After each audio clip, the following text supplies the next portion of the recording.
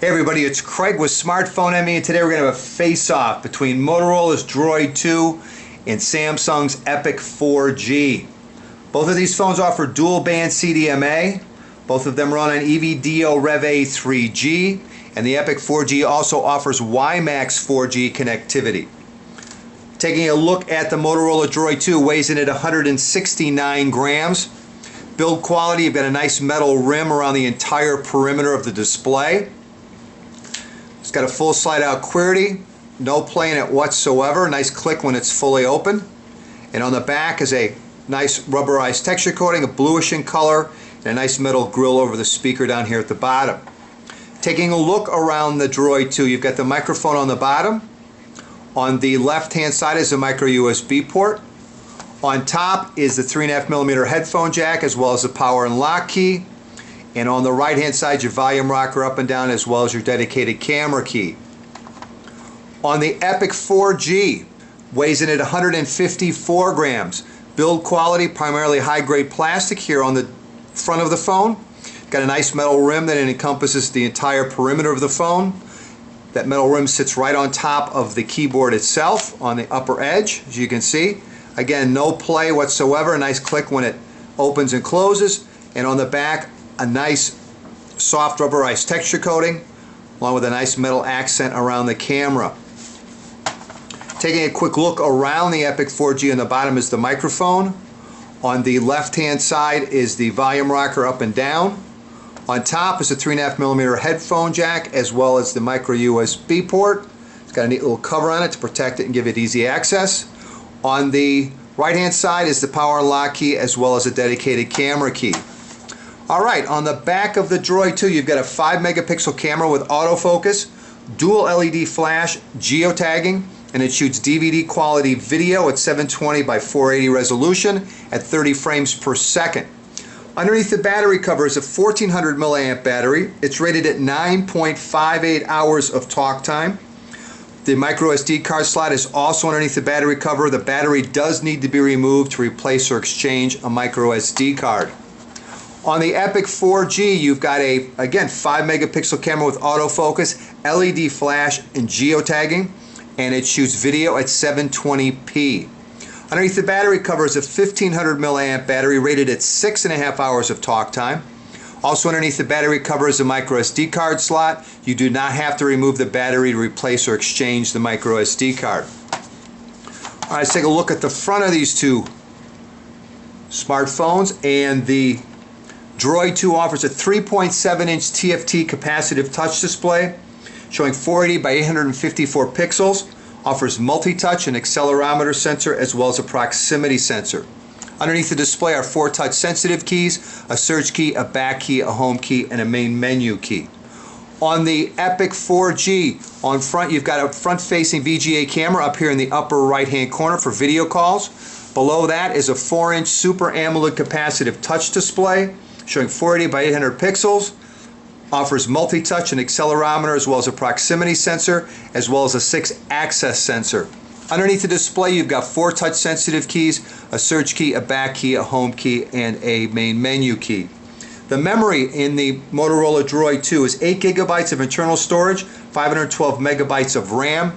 Memory can be expanded an additional 32 gigabytes through the use of micro SD cards.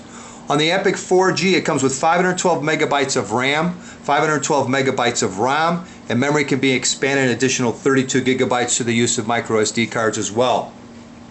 Both of the phones offer Wi-Fi BGNN with support for DLNA. Both of the phones have Bluetooth version 2.1 with support for A2DP. Both of the phones have GPS with support for AGPS. Both of the phones can be used as Wi-Fi hotspots. Both of them support up to 5 devices simultaneously. The processor on the Droid 2 is a Texas Instruments OMAP 1 GHz processor. The operating system is Android 2.2 Froyo with Motorola's UI overlay. On the Epic 4G, it's the ARM Cortex-A8 Hummingbird 1 GHz processor. The operating system is Android 2.1 with Samsung's TouchWiz 2.5 UI overlay. All right, let's continue our face-off and take a little closer look at the user interface on these two smartphones. The Droid 2 runs Android 2.2 Froyo as its operating system, and it has a Moto Blur UI overlay. I don't know if it's called Moto Blur anymore, but it's manufactured by Motorola. And on the Epic 4G, it runs Android 2.1 Eclair, and it has Samsung's TouchWiz 2.5 UI overlay. Basically, what all of that means is on both of the phones, you're going to get 7 different panels that you can customize it with Android, Samsung, or Motorola widgets, bookmarks, folders, contact information, or application shortcuts. Let's take a quick look at a couple of the different widgets so we can compare them.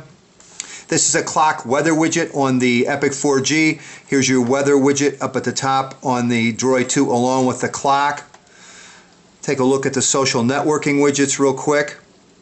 And here's Twitter and Facebook. You can also add MySpace. This also handles the same thing. As you can see, services. We've got Facebook, MySpace, and Twitter as well. So those are your social networking widgets. Your buddy widget on the Motorola Droid 2, we've got up here at the top. You can see the 4 different names across the top. Continue to add to that. And on the Epic 4G, it simply gives you a chance to scroll through and send a message or make a call. On the Droid 2, you can have it be contact information, direct dial, message, however you want to set it up. There is also a calendar clock on the Epic 4G.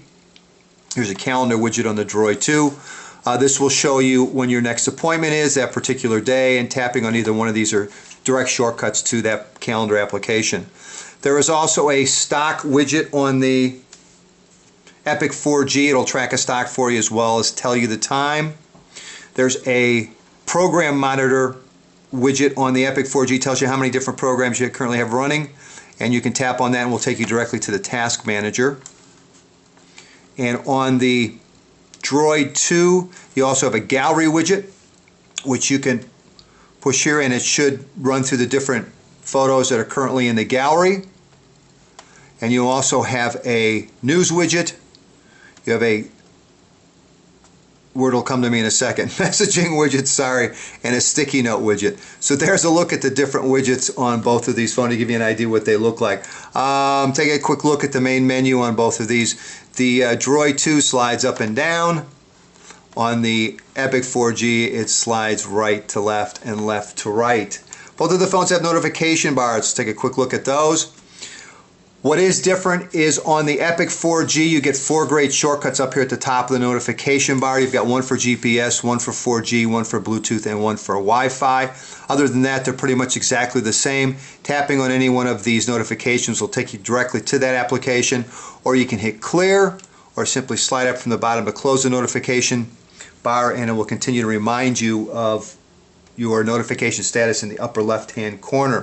Both of the phones multitask. Holding down the home key briefly will open up the task manager. Easy for me to say.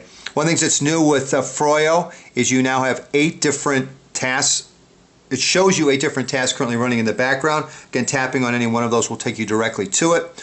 On Android 2.1 Eclair, you've only got 6, but one of the nice things about the Epic 4G is it has a built-in task manager, which allows you to go directly to it and close any task you'd like to at that particular time. Both of the phones support live wallpaper. I have the displays turned up as bright as they will go on both of them, and they are both running the same, I guess that's grass, blowing grass wallpaper on both of them. So anyway, there's a look at the user interface on the Droid 2 and the Epic 4G.